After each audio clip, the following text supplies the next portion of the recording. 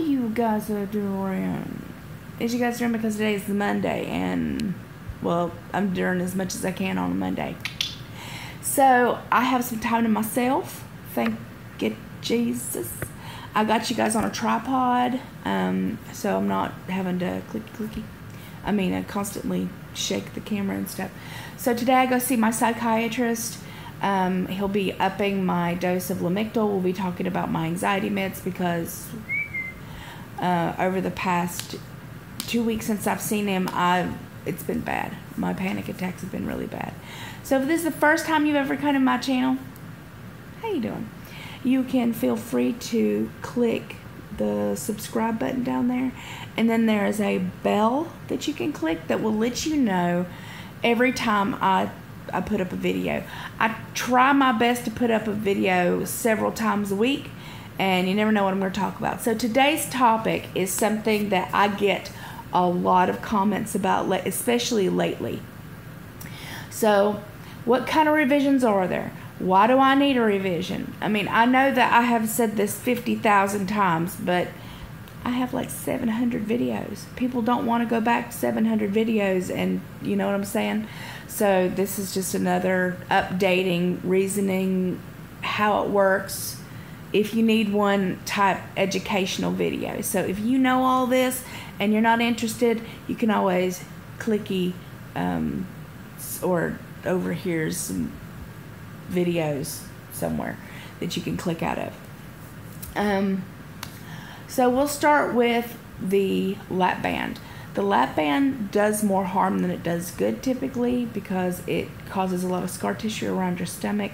It causes a lot of scar tissue where they put the port in.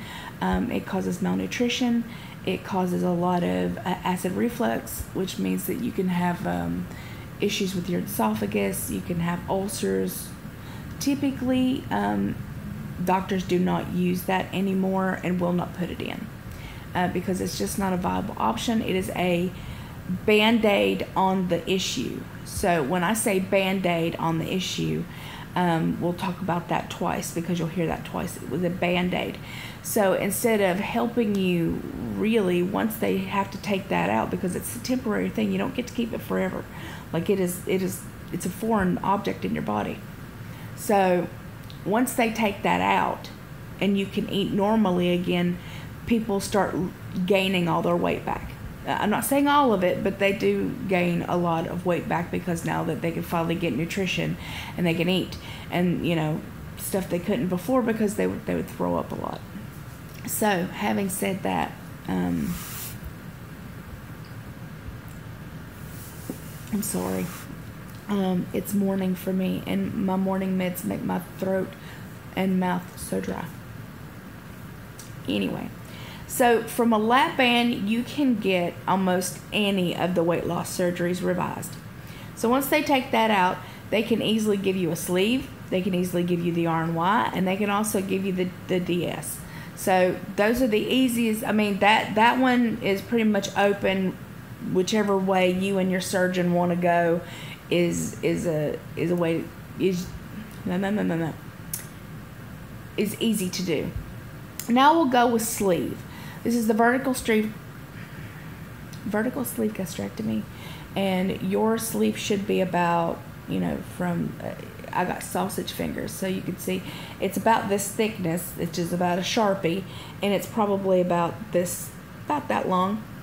So it should be really, really, really, really, really tight. So it should be really hard to get in water, really hard to get in food sometimes, and that's how it helps you lose your weight. It also takes away that hunger hormone, which is ghrelin, or however they can say it. But eventually that does grow back, I've heard. People tell me all the time that they do feel hungry. So don't think just because they're going to do that you're never going to have hunger again, because apparently that's a lie. With the sleeve, you get a lot of GERD. And I haven't found very many people with the sleeve who can get all their water in easily,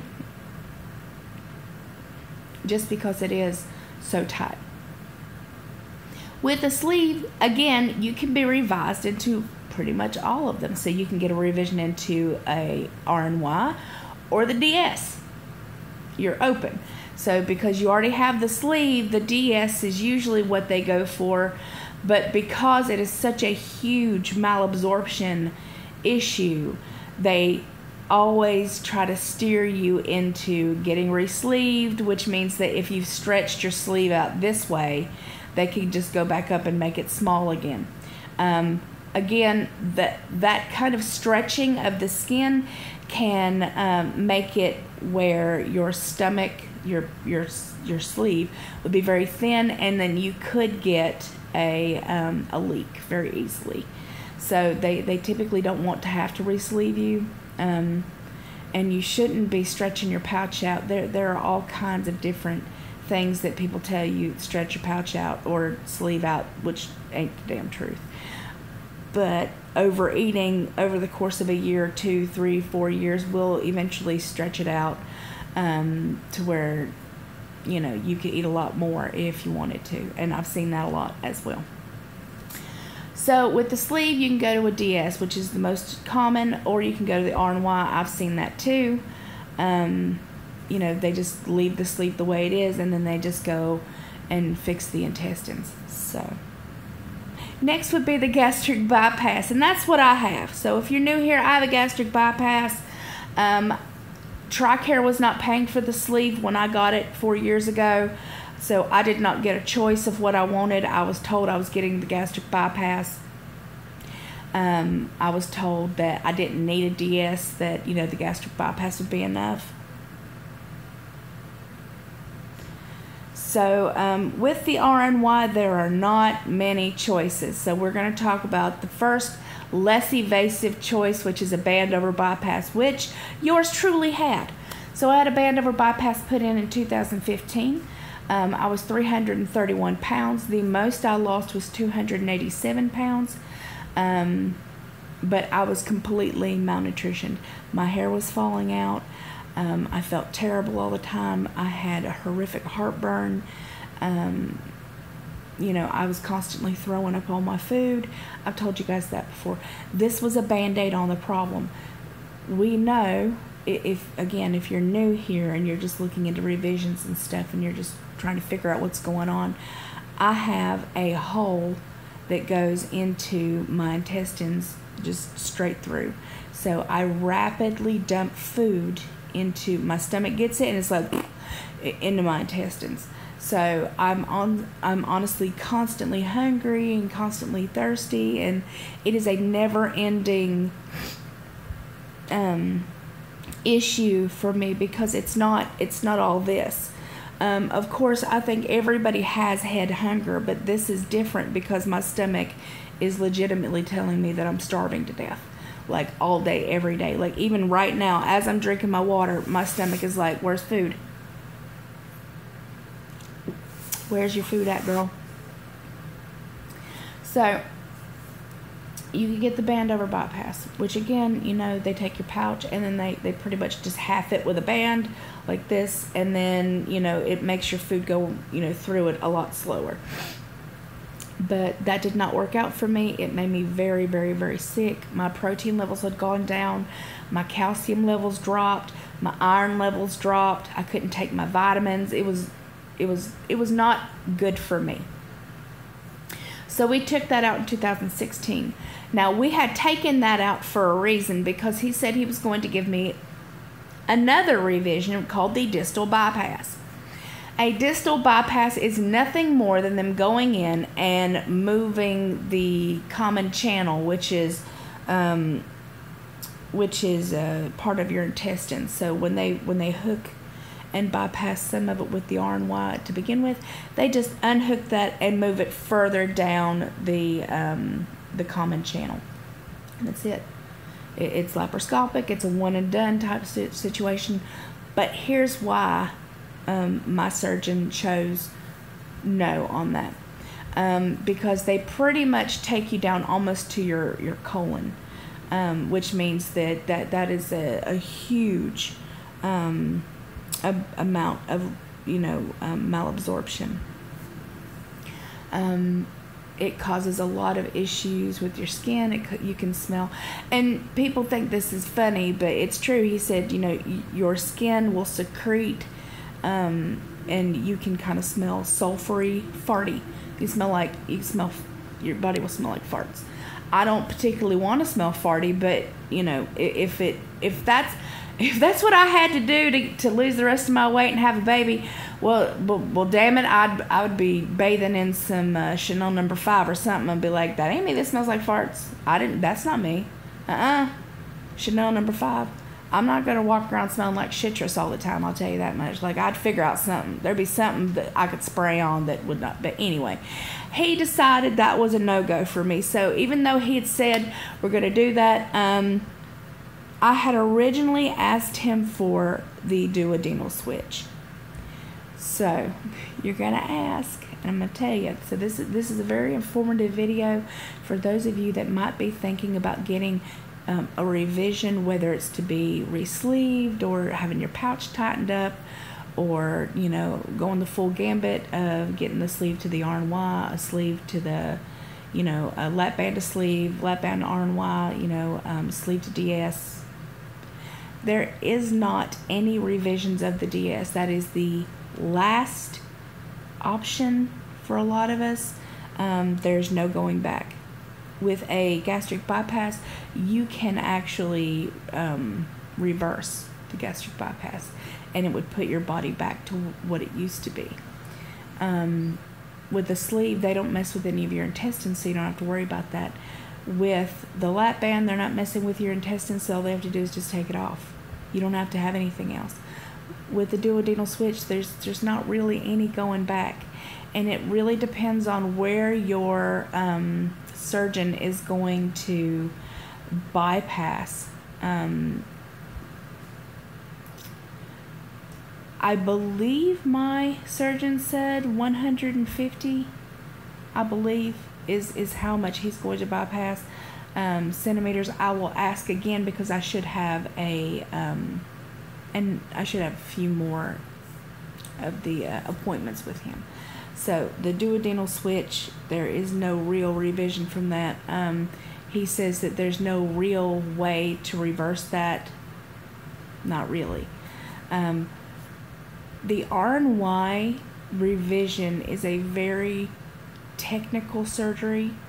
It's a very hard surgery, and it is a last resort for people. Because with the RNY to the duodenal switch surgery, there's a lot of things that have to go right. So they have to reverse my gastric bypass, okay?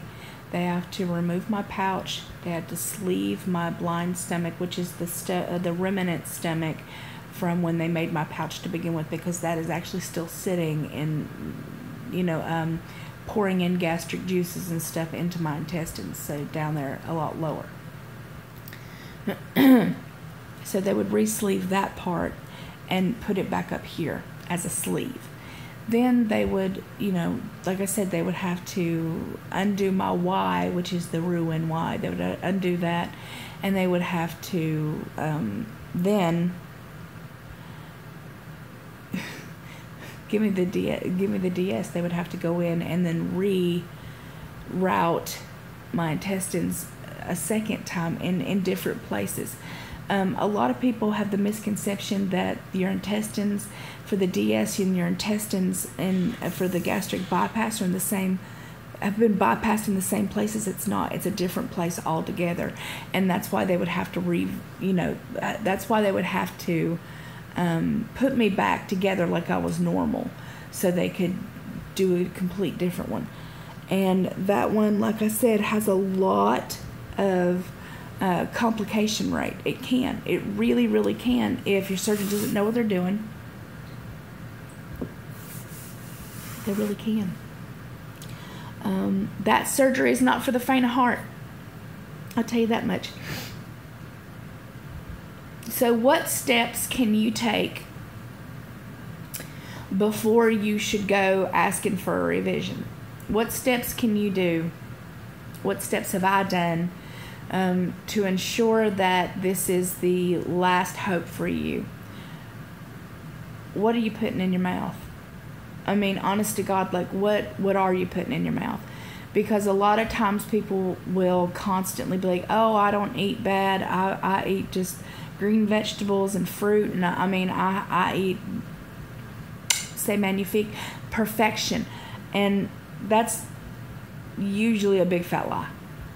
Yeah, because I really don't know anybody who is constantly on top of everything every single solitary day and is a perfect weight loss surgery patient. I think that's horse shit. I'm sorry. No, girl. So the biggest part of all of that is, what are you putting in your mouth?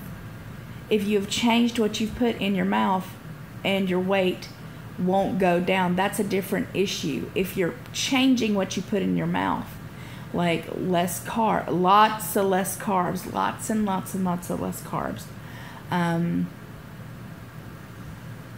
that's the only thing that works for me. And again, I'm at another plateau because my body loves plateaus, loves them. So I had to cut down on my carbs. I had to cut down on all sugar. I had to cut down on, how much I was eating in order to try to get down anything, because my body will hold on to anything I put in it. So, are you having movement?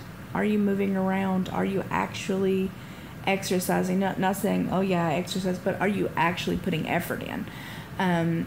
Eating correctly, working out, and therapy. I push therapy every single solitary time we talk about this kind of stuff, because you need it, because absolutely no weight loss surgery is going to fix any of this. It fixes nothing.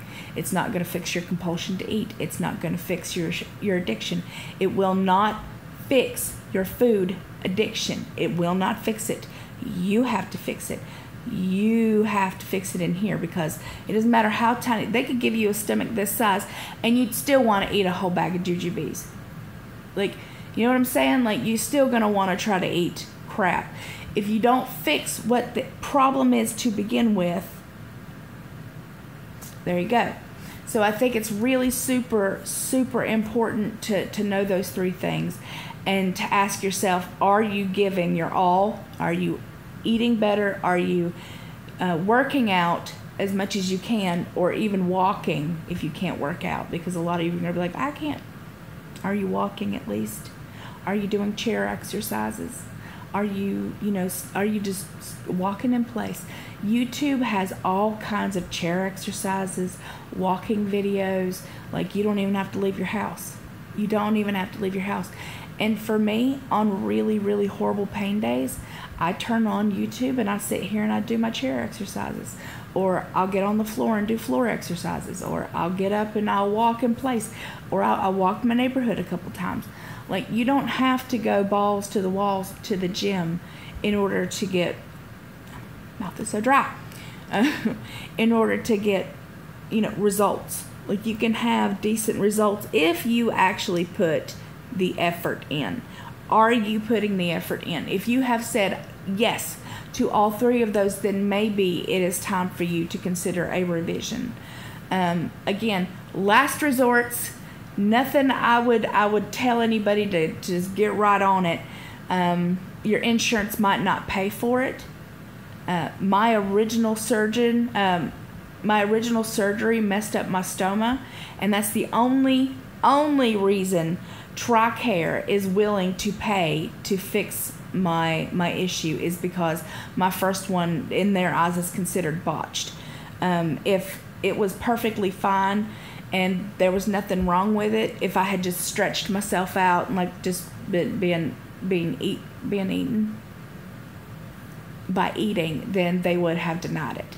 So that is the only reason why I can get TRICARE to pay for my revision, is because my first one, I have so many issues with it. So to them it's fixing the problem. So that's it. That's pretty much it. So I hope this answers a lot of your questions. My surgeon is at UC David Grant Medical Center. I had UC Davis in my head for something else. I don't know what the hell I was talking about. So there's that. unless you're in TRICARE, unless you are stationed here, the getting to see my surgeon would probably be very hard unless you're living in the area, and TRICARE would allow you to come and see him. So there you go. I love you, beautiful, gorgeous, amazing faces. I do hope everyone's having a good start to your week. I can't wait to tell you more about stuff this week, and I will talk to you very, very, very, very, very soon. Mwah. Bye.